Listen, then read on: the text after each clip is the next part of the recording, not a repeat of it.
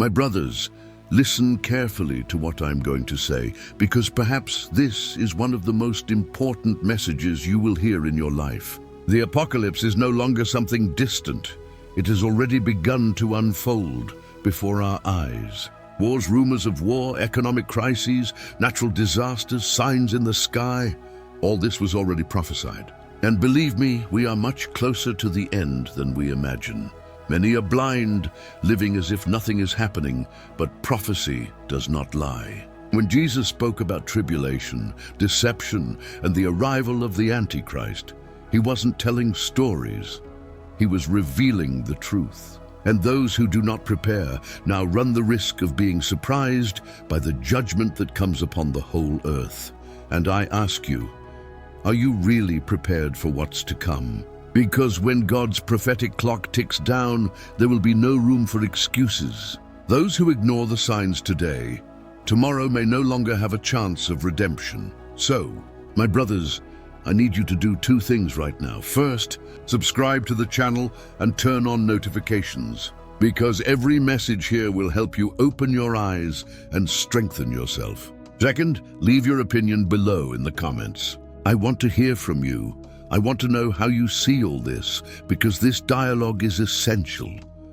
Jesus' words about wars and rumors of wars seem to have crossed the centuries and fit perfectly with our time. Today, it is enough to open the news to see the tension between nations, nuclear threats and conflicts that multiply.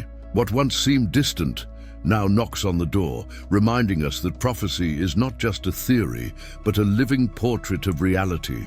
The feeling is that we live inside an announced apocalypse, full of signs for those who have attentive eyes.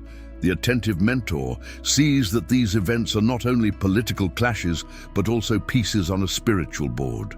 Every war is not only for the territory, but also for the soul of nations. Israel, for example, has become a central point in this scenario, always surrounded by conflicts that reflect tribulation and judgment. It's no wonder that so many prophecies point to that small strip of land, showing that the heart of history beats there. Think about it. How many times have you heard about World War III in recent years? Rumors grow, arsenals prepare, and world leaders play with words as sharp as swords.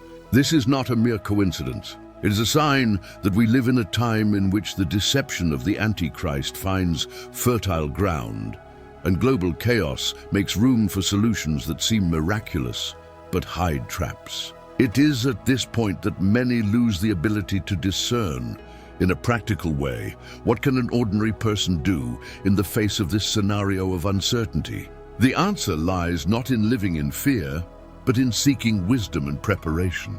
Just as someone sets up a food reserve to face a crisis, it is also necessary to build a spiritual reserve. Reading the Bible, books that talk about perseverance in difficult times, and even the habit of analyzing the news with a critical sense already make a huge difference. But see how it all connects. Wars are not just the fuse of political crises. They are closely linked to the financial reset and global economic instability. As if it were a prophetic domino, each piece that falls makes room for the next move. And it is precisely here that the next topic proves to be inevitable. The world economy is like a rope stretched to the limit.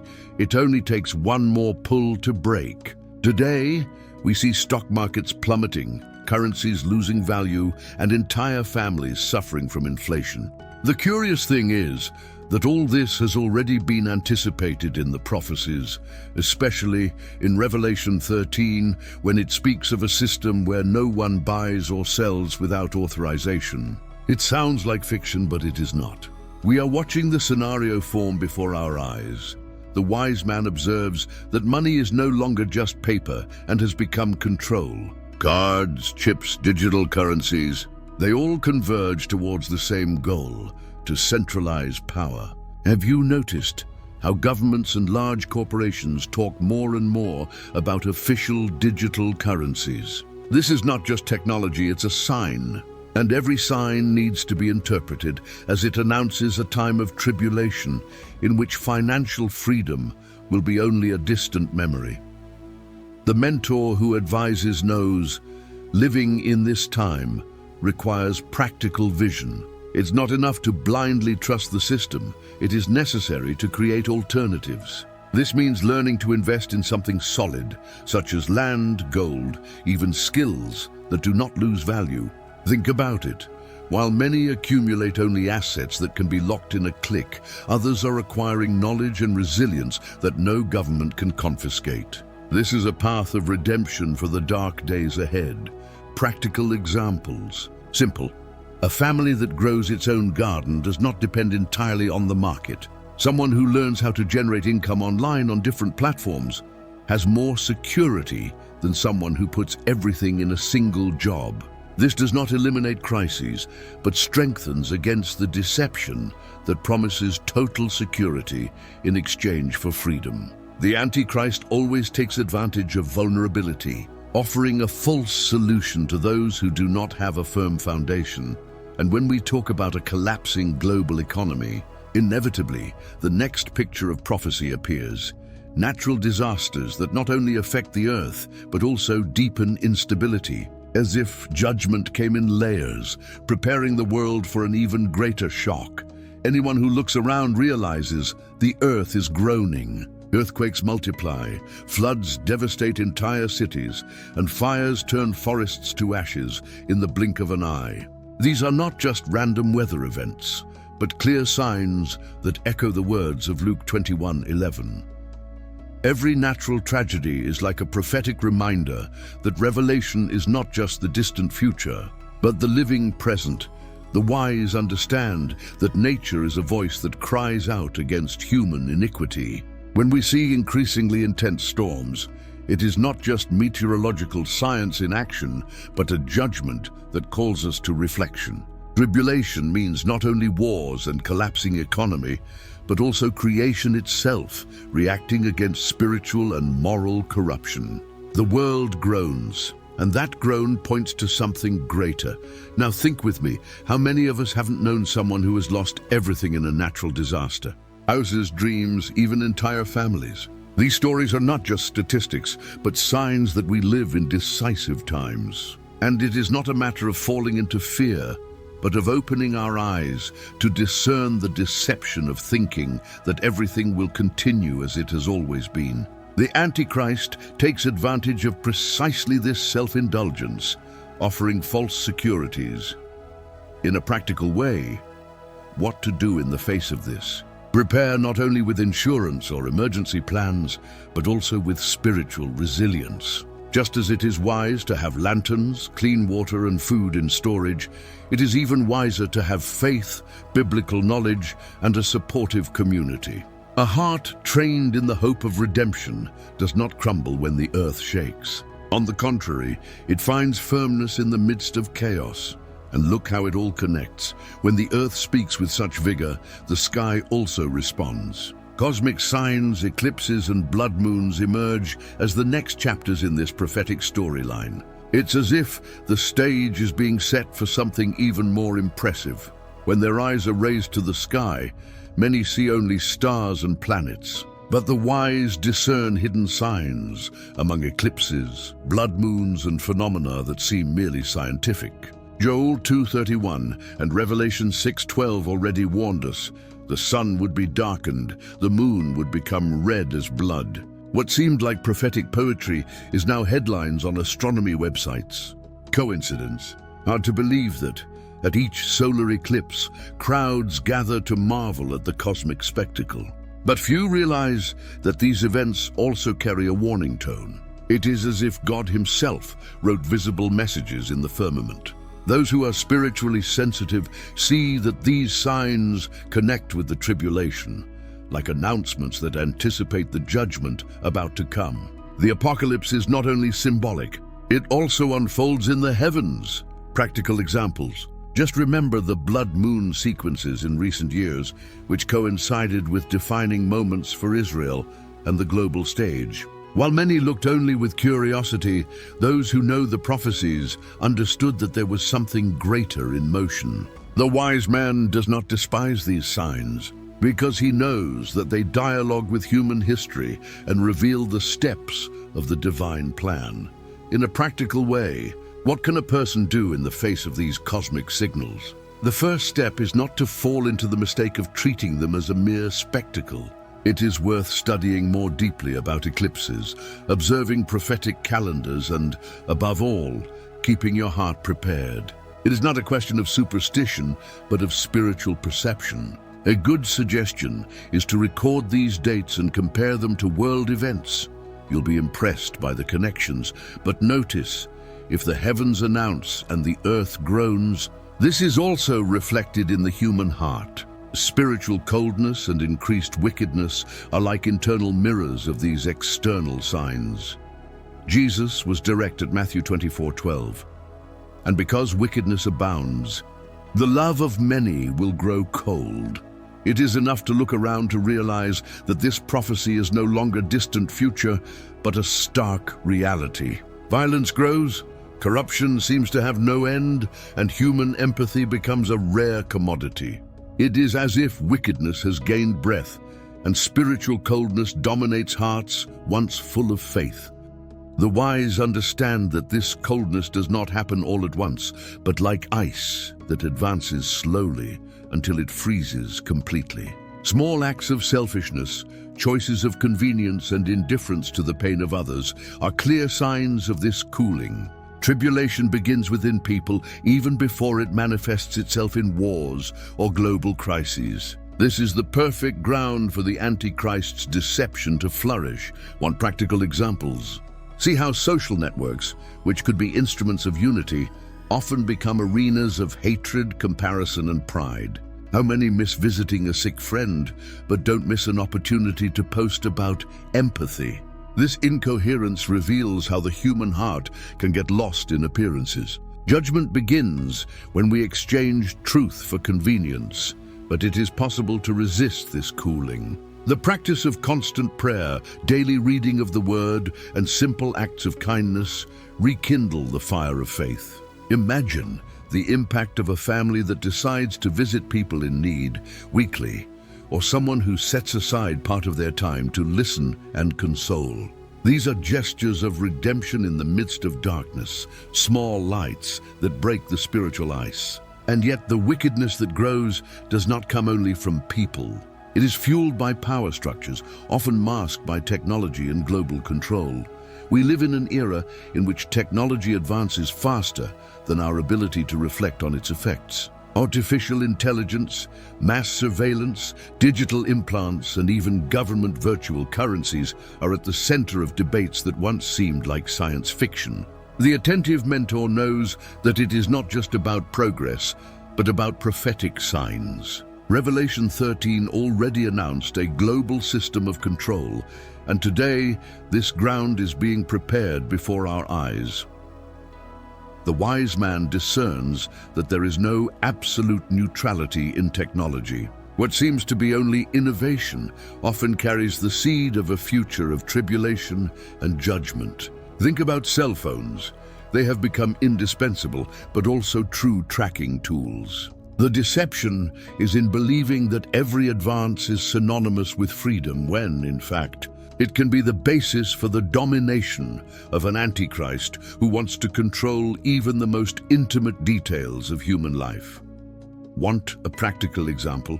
Ever notice how certain apps know what you want before you even search? This level of surveillance already shapes opinions, purchase choices, and even political positions. In some countries, social credit systems punish or reward citizens according to their behavior. It seems far away, but it is just a rehearsal for even greater control. And the scariest thing, all this is accepted as convenience. The mentor advises, instead of falling into self-indulgence, it is necessary to cultivate discernment. It does not mean abandoning technology, but using it wisely. Filtering what you consume, limiting exposure time, and looking for tools that really build spiritual life are concrete steps. Just as one chooses healthy foods for one's body, one should also choose content that is healthy for one's mind and heart. This is an act of personal redemption, in the midst of a system that seeks to swallow everyone. But here's how the plot connects. If technology opens doors to global control, there's also another sign that runs parallel and confirms prophecy: the restoration of Israel as the centerpiece of God's clock.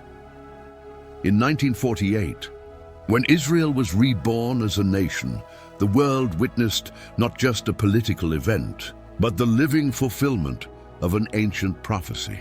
Many saw only a UN decision, but the wise man saw God's finger aligning history. Israel is called the prophetic clock for a simple reason. Every move in that land echoes on the global stage. It is impossible to speak of revelation without placing Israel at the center of the map. The signs are evident. Conflicts in Jerusalem, disputes over territories, and international pressure show that that small nation has a disproportionate weight. While other countries face wars and no one is surprised, Israel's every step makes world headlines. This reveals that it is not just geopolitics, but tribulation aligned with a divine judgment that prepares the next chapters of the prophecy. Practical examples: think of the blood moons that coincided with historical dates for Israel, or even in the peace agreements that, although they bring expectation, always hide greater tensions. It is as if every human attempt to resolve the issue is thwarted on purpose, reminding us that true redemption will come only at the time God has determined. The wise man does not see coincidences, but clear signs. And what does this teach the average individual? That the history of Israel is also a mirror of our own life. Just as the nation was reborn from dust, people who feel defeated can experience new beginnings. Investing time in studying the prophecies of Ezekiel and Matthew 24 is like deciphering a map that shows not only the future of the world, but also one's personal purpose in the divine plan. But notice, as Israel moves forward in its restoration, a parallel movement tries to divert attention: religious deception. False prophets and spiritual power systems distort the truth, making room for the figure of the Antichrist. Jesus warned, false Christs and false prophets would arise, capable even of deceiving, if possible, the chosen ones. Today, it is enough to look around to realize how this prophecy is fulfilled. Religious deception does not arrive with a scary face, but disguised as kindness, tolerance, and even universal love. It is on this ground that the Antichrist will find room to stand up, offering solutions that seem like peace, but lead to spiritual bondage. The wise see that it is not just a matter of doctrine, but of manipulation of hearts. Ecumenism without discernment, relativism that erases boundaries of truth, and spiritual leaders who preach prosperity without repentance are clear signs of this modern false prophet. It all seems very nice, but behind it is the inevitable judgment for those who exchange truth for convenience. Revelation already described this as part of the tribulation. Want a practical example? Look at the rise of spiritual movements that mix the Bible with esoteric practices or modern philosophies. People thirsty for answers end up diving into rituals that seem to be of light but are disguised deceptions. It's like drinking salt water. It quenches momentary thirst, but it destroys from within. This is the scenario in which many are getting lost, believing they are on the right track. The mentor advises, in times of deception, the antidote is the pure word. Studying the Bible deeply, seeking leaders of integrity, and developing spiritual discernment are essential steps. A good practice is to confront any teaching with Scripture. If there is no alignment, it is deception. Just as one verifies that a note is true against the light, so we must test spirits before the truth. This is an act of personal redemption in the midst of chaos. But look how it all connects. Religious deception opens the door to something even deeper: apostasy and persecution from the church. And when true faith becomes the target of direct attacks, Paul warned in 2 Thessalonians 2:3 about the great apostasy, and today we see it before our eyes. Churches that once preached repentance now soften the gospel so as not to disturb. Truth is exchanged for messages of convenience, and many quietly turn away from the faith. This collective cooling is not chance, but a clear sign of prophecy in motion, setting the stage for tribulation and the judgment to come. The wise understand that apostasy does not just mean physically abandoning a church, but abandoning the essence of the faith. This is when the search for status, comfort, or acceptance trumps devotion to Christ. This scenario makes room for the Antichrist, who feeds on empty hearts. And so, while some fall into religious deception, others begin to persecute those who still stand firm in the truth. Want practical examples? Just look at countries where being a Christian is a crime and can cost your life. But don't think that this is far away. Even in free societies, persecution already manifests itself in the form of ridicule, censorship, and exclusion. Young people who defend biblical values in universities, professionals who do not accept to condone corruption, all feel this weight firsthand. It is the beginning of a prophetic scenario that grows day by day. The mentor advises, don't expect faith to always be comfortable. Prepare to face opposition with courage and wisdom. A useful practice is to strengthen ties in strong faith communities, study about martyrs and learn from their testimonies, and maintain a constant prayer routine. So when persecution comes, instead of despair, there will be firmness. This is the force that leads to redemption in the midst of the storm. But see how the plot doesn't end here.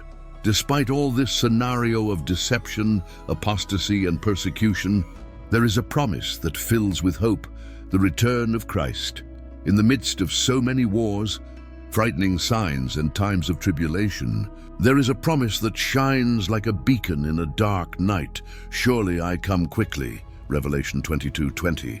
This is not just a phrase of consolation, but the reminder that history is moving towards redemption. The wise understand that, as much as judgment weighs on the world, the return of Christ is not a tragedy, but a victory for those who persevere in faith.